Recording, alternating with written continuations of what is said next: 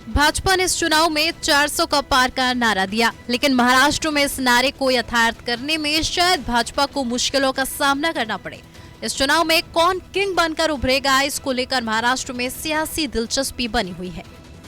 सत्तारूढ़ एनडीए ने राज्य के कुल 48 सीटों में से 45 जीतने का लक्ष्य रखा है, लेकिन इस सब के बीच महायुति के बड़े नेता छगन भुजबल ने राज्य में नई चर्चा छेड़ दी। भुजबल ने दिलीप वलसे पाटिल के बाद कहा, राज्य में उद्धव ठाकरे और शरद पवार के प्रति लोगों में सहानुभूति है, इसके चलते उनकी सभाओं में भीड़ आ रही है। महायुति में शामिल अजित पवार की राष्ट्रवादी कांग्रेस पार्टी यानी कि एनसीपी के नेताओं के बयान से राज्य की सियासत गर्मा गई है। महाराष्ट्र सरकार में मंत्री छगन भुजबल ने कहा, शरद पवार और उद्धव ठाकरे के प्रति लोगों की सहानुभूति है। भुजबल से पहले एनसीपी मंत्री दिलीप वलसे पाटिल ने भी हाल ही में कहा था कि शरद पवार के पीछे सहानुभूति की लहर है। भुजबल ने कहा कि इन दोनों नेताओं की सभाओं में आ रही भीड़ सहानुभूति के चलते है। भुजबल ने यह भी कहा कि सहानुभूति कैसे ईवीएम में तब्दील होती है, ये 4 जून को पता चलेगा।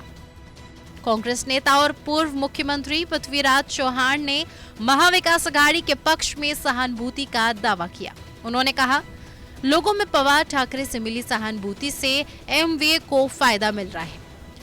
चौहान के बयान के बाद अब अजित पवार गुट के 2 बड़े नेताओं ने शरद पवार को सहानुभूति मिलने की बात कही। पृथ्वीराज चौहान ने दावा किया, लोकसभा चुनाव में इंडिया अलायंस को 240 से 260 सीटें मिलेंगी और केंद्र में सत्ता परिवर्तन होगा। अब एक अखबार को दिए इंटरव्यू में चौहान ने कहा, महाराष्ट्र में एमवीए को 32 से 35 सीटें मिलेंगी। शिंदे ग्रुप को 3 से 4 सीटें मिल सकती हैं, वहीं अजित पवार गुट एक भी सीट नहीं जीत पाएगा।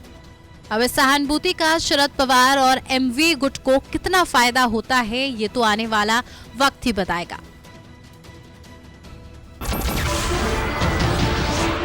नमस्कार, मैं हूं मानक गुप्ता। अगर आपको हमारा ये वीडियो पसंद आया हो तो इसे लाइक और शेयर जरूर करें, और हां, हमें सब्सक्राइब और फॉलो करना ना भूलें ताकि आप देश और दुनिया की कोई खबर मिस ना करें। तो जुड़े रहिए हमारे साथ और देखते रहिए News 24।